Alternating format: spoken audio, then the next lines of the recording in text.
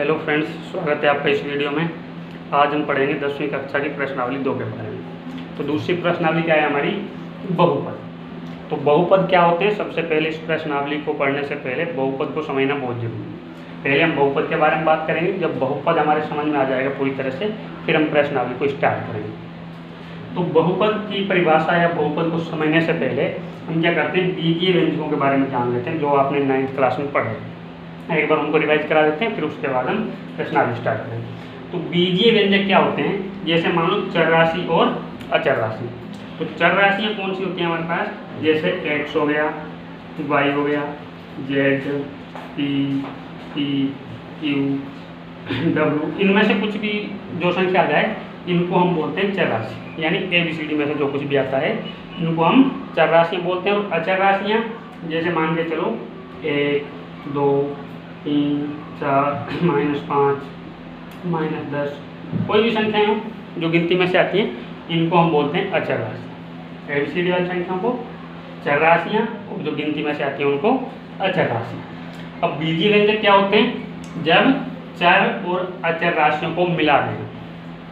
चर और अचर राशि को मिलाने से जो हमें समीकरण प्राप्त होते हैं उनको हम बीजीय व्यंजक बोलते हैं। जैसे मान के चलो इसमें से हमने ले लिया x और इसमें से गिनती में से कुछ भी ले लें, +2 ले लिया, ये हमारा बीजीय व्यंजक बन गया। या 5x -2, ये बीजीय व्यंजक है।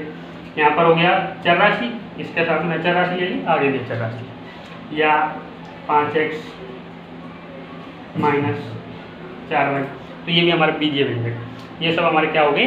बीजीय व्यंजक। तो बीजीय व्यंजक समझ में आ गया होगा। चर और अचर राशियों के संयोग से जो समीकरण बनते हैं उनको हम बीजीय व्यंजक बोलते हैं। अब बात करते हैं हम बहुपदों की। तो बहुपद क्या होते हैं? परिभाषा लिखी हुई है, ऐसे बीजीय व्यंजक जिसमें चरों की घातें हमेशा क्या हो? एक पूर्ण संख्या हो। ऐसे बीजीय व्यंजक जो हमें ये प्राप्त हो रहे हैं जिसमें चरों की घातें, चर की जो घात होती है वह हमेशा क्या होनी चाहिए? एक पूर्ण संख्या होनी चाहिए। अब पूर्ण संख्याएं क्या होती हैं? पूर्ण संख्याओं के बारे में हमने पिछली वीडियो में बता रखा था। 0 से जो स्टार्ट होती है और अनंत तक चलती हैं, माइनस वाली संख्याओं को छोड़कर। प्लस और माइनस वाली सभी संख्या पूर्णांकों में आ जाती हैं, और पूर्ण संख्या जो 0 से स्टार्ट होती है। यानी किसी भी बीजीय व्यंजक की जो घात है वह एक पूर्ण संख्या होनी चाहिए, माइनस में नहीं होनी चाहिए।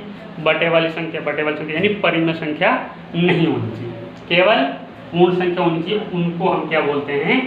बहुपद बोलते हैं। जैसे यहाँ पर हमने एग्जाम्पल ले रखे हैं, इनमें देखते हैं कौन कौन से बहुपद हैं। तो पहला है जो x³ + x² + x + y। इसमें देखो चर क्या है? इसमें x है, x आ रहा है चर, और x की घातें देखें क्या है? पूर्ण संख्या है या नहीं? तो 3 पूर्ण संख्या है, 2 भी पूर्ण संख्या है, इसके ऊपर एक घात है, ये क्या है? पूर्ण संख्या। तो इसको हम बोलेंगे कि ये वाला जो समीकरण ये बहुपद है। सेकंड नंबर पर x की पावर यहाँ पर 2 है, ये भी पूर्ण संख्या है, इसके ऊपर एक पावर है, ये भी पूर्ण संख्या है, तो ये भी क्या बन गया? हमारा बहुपद बन गया। तीसरे नंबर पर y की पावर 4 है, पूर्ण संख्या, ये भी, यहाँ पर भी जो घात है वो पूर्ण संख्या, तो ये भी हमारा क्या हुआ? बहुपद हो गया। चौथे नंबर पर यहाँ पर आ रहा है 1/x, यानी यहाँ पर जो चर राशि यहाँ पर हमारे पास x आ रहा है, इसके ऊपर यहाँ पर तो घात 1 है, लेकिन जब 1/x को हम ऊपर करेंगे x को, तो इसकी पावर जो माइनस की हो जाती है। 8वीं कक्षा में आपने पढ़ा होगा, जब नीचे की संख्या को ऊपर ले जाएं या ऊपर की संख्या को नीचे लाते हैं तो उसकी पावर है जो उसका चिन्ह बदल जाता है। जैसे मान के चलो यहाँ पर मैंने लिख दिया 5/x², तो इसको लिख सकते हैं 5/x² - 2। x² को ऊपर लाएंगे गुणा में, तो इसकी घात का जो चिन्ह है वो बदल जाता है। तो यहाँ पर जो घात हमें प्राप्त हो रही है इसको जब हम ऊपर ले जाएंगे तो ये बन जाएगा हमारे पास x⁻1 + y। अब परिभाषा क्या है हमारे पास कि बीजीय व्यंजक में चरों की घातें।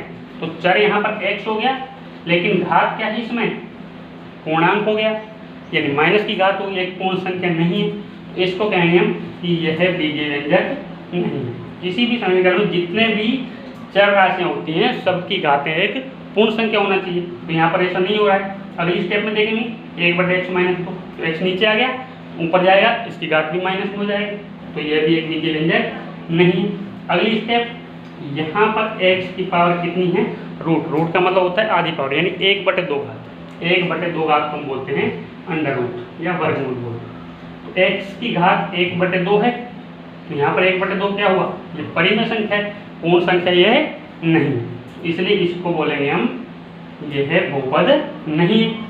अगला है y की घात है जो 3/4 है, तो ये भी परिमेय संख्या है, पूर्ण संख्या नहीं, तो ये भी बहुपद नहीं।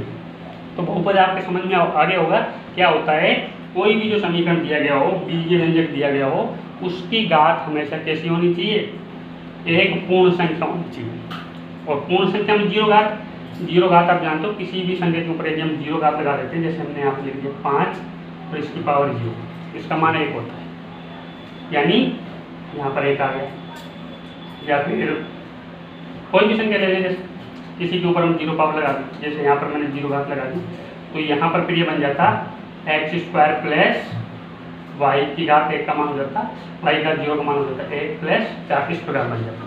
तो 0 घात हो जाए कोई दिक्कत नहीं है, 1 हो 2 हो, इससे बड़ी कोई भी घात हो, लेकिन घात कैसी होनी चाहिए, हमेशा एक पूर्ण संख्या होनी चाहिए, उसको हम बोलेंगे बहुपद। इसके बाद बात करते हैं हम बहुपद के प्रकार, कि बहुपद कितने प्रकार के होते हैं।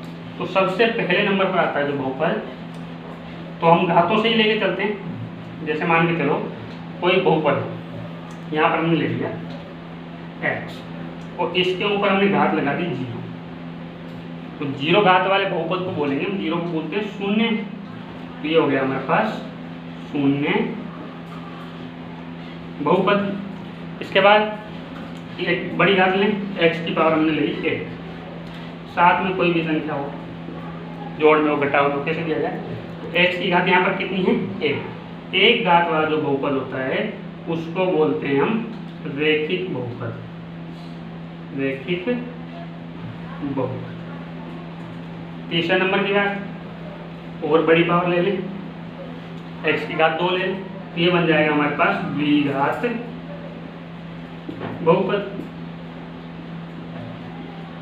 चौथे नंबर की बात करें तो यहाँ पर ले लेते हैं x की पावर 3, तो ये हो जाएगा हमारे पास त्रिघात बहुपद। 4 घात ले लें तो 4 घात का बहुपद बन जाएगा, 5 घात 6 घात कितनी भी ले सकते हैं, लेकिन ज़्यादा हमें नहीं लेनी, हम 4 या 5 घात तक की ही बात है इस प्रश्नावली में करेंगे। ये तो हो गया हमारे बहुपद के प्रकार। शून्य बहुपद कौन सा होता है, जिसमें चर की पावर 0 हो, 1 पावर हो तो रैखिक बहुपद बन जाता है, 2 हो तो द्विघात बहुपद, 3 घात हो तो त्रिघात बहुपद, और 4 घात हो तो 4 घात का बहुपद बन जाएगा। अब हम बात करते हैं जो हमारे प्रश्नावली 2.1 में चलने वाला है और उसके बाद भी चलेगा शून्य, कि शून्य क्या होता है।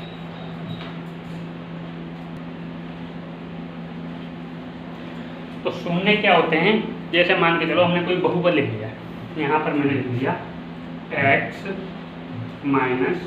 - 2 बराबर में ले लिया 0। ऐसे छोटे छोटे सवाल हमने 9th क्लास में पढ़े थे। x - 2 = 0 ले लिया, तो x बराबर क्या आ जाएगा, 2 इधर जाकर प्लेस हो जाएगा, यानी x का मान यहाँ पर हमारे पास 2 निकला है। इस 2 को बोलेंगे, ये जो हमारे पास बहुपद दिया गया है, इस बहुपद का शून्य हो जाएगा 2, यानी ऐसी संख्या जो किसी बहुपद का मान 0 कर देती है।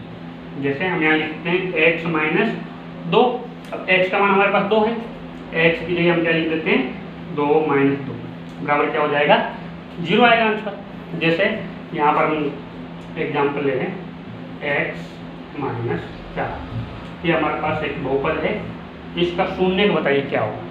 तो ऐसी कौन सी संख्या है जिसको इस बहुपद में हम रखेंगे और इसका मान है जो 0 हो जाए। तो आसान सी बात है, x की जगह क्या रखेंगे हम 4 और माइनस का 4, 4 में 4 के 0, यानी इस बहुपद का शून्य क्या हो जाएगा 0 हो जाएगा। एक क्वेश्चन और देखते हैं, जैसे x² - 4, तो देखो यहाँ पर हम x की जगह क्या रखें, इसका मान 0 हो जाए, तो यहाँ पर हम x की जगह लिख सकते हैं 2 लिखेंगे, 2 की 2 - 4 या 4 - 4 0 आ जाएगा। इसका शून्य क्या हो गया 0 हो गया। फिर से यदि इस बहुपद में हम x की जगह -2 लिख दें, x की जगह कर देंगे -2, प्रकार 2 है -4, -2 का स्क्वायर भी प्लस का 4 होता है, और -4 क्या आ जाएगी 0 आ जाएगी। तो इस बहुपद के शून्य का हमें कितने मिल रहे हैं? इस बहुपद के 2 शून्य हैं, एक तो प्लस का 2 और दूसरा माइनस का 2। तो ये बात भी हमें ध्यान रखनी पड़ेगी, किसी भी बहुपद के कितने शून्य हो सकते हैं। जैसे मान के चलो हमने यहाँ पर एक एग्जाम्पल लिया है 4x - 2, तो इस बहुपद के कितने शून्य होंगे? तो शून्यों की पता लगाने के लिए हमें क्या करना है, x या y या z कुछ भी दिया हो उसकी घात पर ध्यान देना। सबसे बड़ी घात कितनी? तो एक घात के बाद तो इसका शून्य कितना होगा? 1 होगा। जैसे यहाँ पर मैं लिख दूँ x² - 2, इसके शून्य कितने निकलेंगे? इसमें x की पावर 2 आ गई, इसके 2 शून्य होंगे। या लिख दें x³ - x² + 4, इसके कितने शून्य होंगे? तो x घात देखेंगे, सबसे बड़ी घात 3 है यहाँ पर, तो इसके शून्य कितने हो जाएंगे? 3। x4 - 8 करें, इस बहुपद के शून्य के कितने हो जाएंगे? 4। यानी बहुपद की जो सबसे अधिकतम घात होती है, जितनी अधिकतम घात होगी उतने ही समीकरण के यानी बहुपद के शून्य के निकलते हैं। तो ये तो बात थी हमारे शून्यकों के बारे में। अब बात करते हैं हम प्रश्नावली 2.1।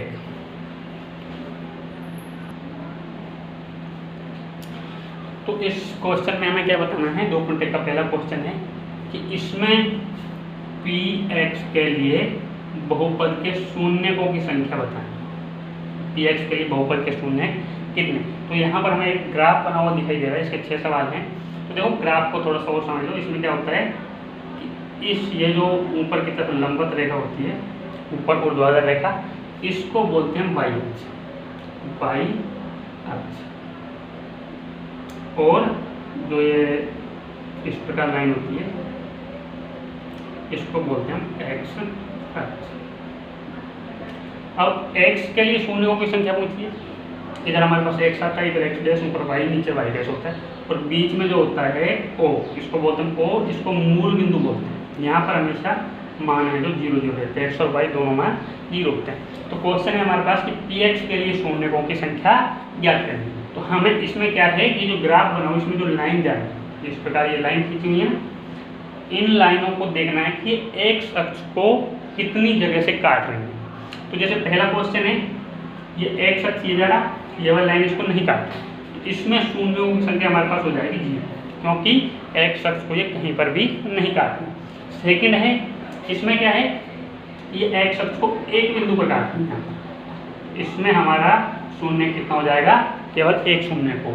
तीसरा है, इसमें 1 2 3 जगह से काट रही हैं तो 3 शून्य होंगे। चौथा है 2 जगह से काट रही हैं, 2 शून्य हो जाएंगे। पांचवा 1 2 3 4 जगह से काट रही हैं तो 4 शून्य होंगे। छठा है 1 2 3, इसमें 3 शून्य होंगे। केवल px के लिए पूछा है, py के लिए नहीं पूछा। यानी कोई बहुपद है उसमें x के लिए शून्य के निकालने, तो क्या करना है हमें? केवल x अक्ष पर ध्यान देना है कि x अक्ष को लाइन है जो इतनी जगह से काट रही है। तो ये हमारी है 2.1। अब बात करते हैं 2.2 के बारे में।